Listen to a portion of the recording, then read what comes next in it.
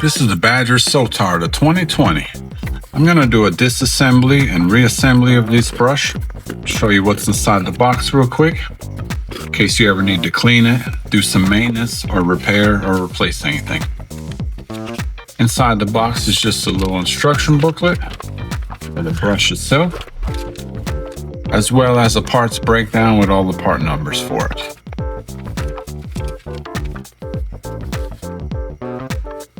And here happens to be a little Allen wrench and the brush.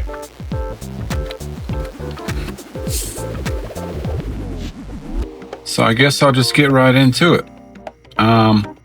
So the first thing I'll do is I will loosen this needle spring chucking nut so I can take the back needle out. Now I can remove the back handle. If you do need to remove this screw, you can as well. If you're not sure what that screw does, you can screw it in and it will literally stop the trigger from moving all the way. Or you can loosen it depending where you want your settings, and you get that same amount of paint flow every time you pull that trigger. So it's your needle adjustment. Next thing I'll remove now is the needle chuck. Well, let me remove the needle spring chuck there. Now I'll remove the needle guide, needle chuck, and all these components. Needle chuck. Now you'll notice this little brass screw on here. This you can actually adjust for your needle, your trigger tension.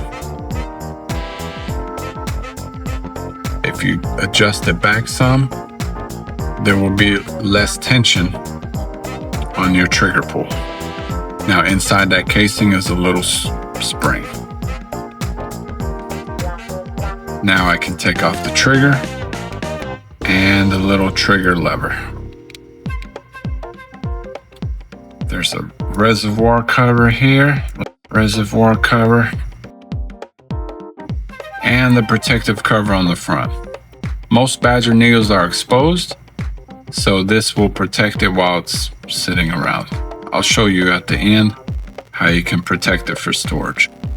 Next thing I'll remove on the front end would be the air cap. Then the hold down ring. This is what holds your nozzle into place, so I like to turn it down sideways slightly, because sometimes the nozzle will fall out with it.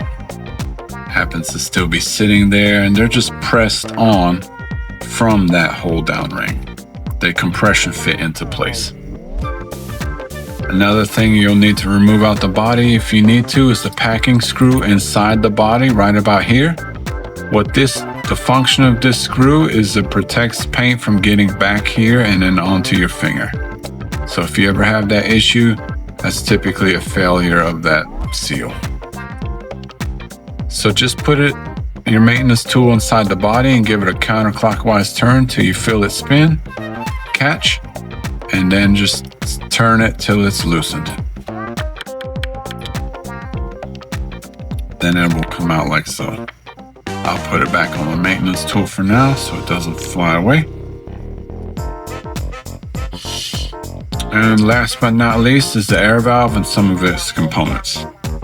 You will notice that with that Allen wrench, there's a little screw inside here, and that's to release that protective covering. Just give it a little turn, a couple turns, and it will loosen off that air valve casing. Now you can remove it like so. That will expose the air valve itself. But before I take off the casing, I'm going to put another Allen wrench in here. This is actually a different size than the one that's provided. This one was for this part here, but there's actually a different size for the air valve. Anyway, so put your Allen wrench in the bottom, give that a little turn, and the screw holding the spring in will come out, like so. Now there's a little spring inside there, very small spring. And there's the plunger. Not sure if it'll fall out just yet. I'm gonna go ahead and take off the air valve casing now. I have some anti-marring pliers here.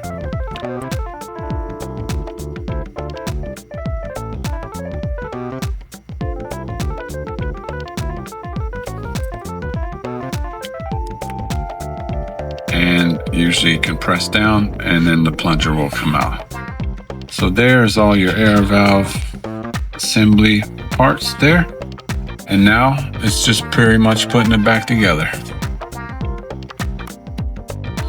Now that you've done whatever you needed to do to it and you're ready to put it back together, we'll just kind of go in no particular order, but some kind of order. I'll start with the packing screw inside the body. I'll turn it counterclockwise until you feel it kind of catch, and then clockwise. Just hand tight is enough. You don't want to go overboard. You can stick your needle in it. You want to feel some type of tension there. You want just enough where it's going to catch any paint that might try to get back here, but not enough where the needle's not going to move well. You want to make sure it is flowing. You want to make sure it is flowing freely. It felt a little bit loose to me, so I'll tighten it just a little bit more. Now I'm going to put my air valve back together. You'll notice there's a bigger hole, which is the bottom, and then the top hole where the plunger would stick out of.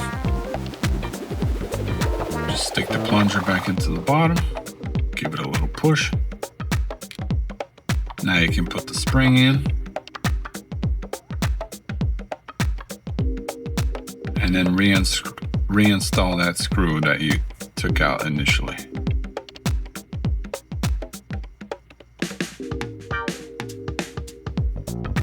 And tighten it just a little bit. Make sure that plunger's going up and down freely. Now you can reinstall it into the body.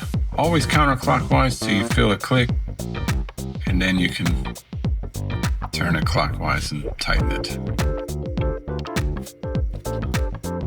Now secure it into place with the marring pliers. Now I can put the bottom protective sleeve back on.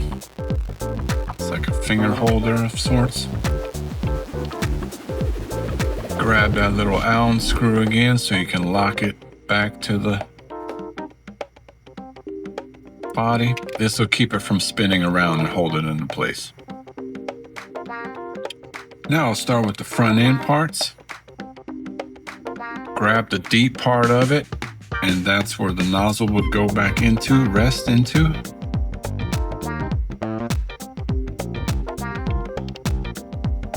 Grab the nozzle, just kind of set it in there. I like to take my needle and then I'll center it. Sometimes I put this on my needle. Then it doesn't want to fall off into the hold down ring sometimes. Like so, it doesn't want to let go. But there, you can kind of see how it's setting it to the hold down ring now. And now grab the body of the brush, kind of do it facing downwards. And tighten it until that nozzle is nice and straight and married to the body. Now I'll give it another turn with the marring pliers, making sure it's nice and tight. Now I can put the air cap back on. Counterclockwise and tight. Now your front end's put together. Now I'll put my fluid reservoir cap back on. I'll go ahead and do the trigger assembly.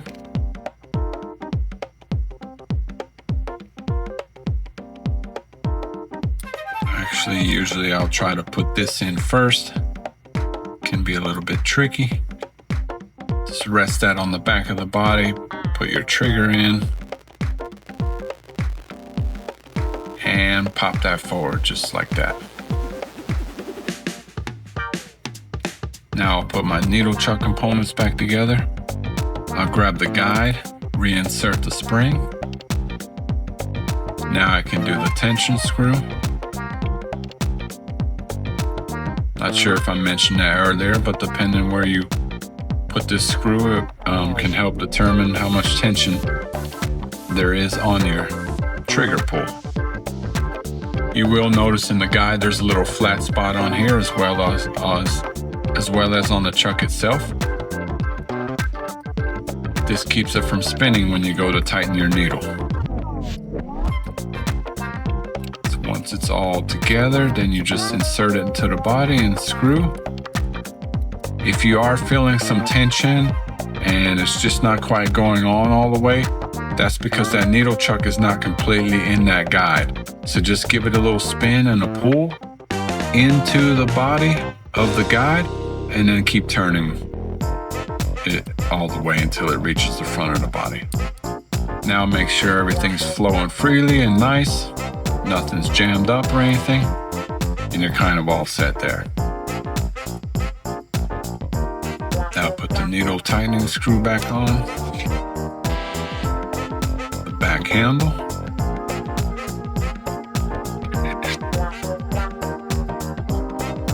Now your needle. Oh, no, hold on, not yet, getting too excited. Your back needle adjustment. Like I mentioned it, like if I put this all the way in, you can't move your trigger at all. If I turn it back some, it will open up to your desired setting. So if you find a sweet spot on how much paint you want to release, you can adjust that with this back screw. Now you can put your needle back in. If this is too tight, it won't go. Just till you feel some pressure and lock it down. Make sure it's flowing nice and freely and you're all set. Now, like I mentioned, or I think I did at the beginning, the needles do stick out of most of the Badger models, so you want to protect those very well. They come inside this little cap like this, but it is a little bit flexible.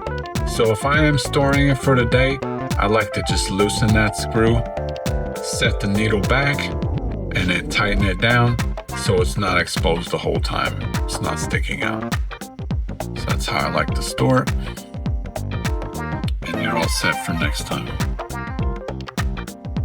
Thanks for watching, everyone. Get them here at spraygunner.com.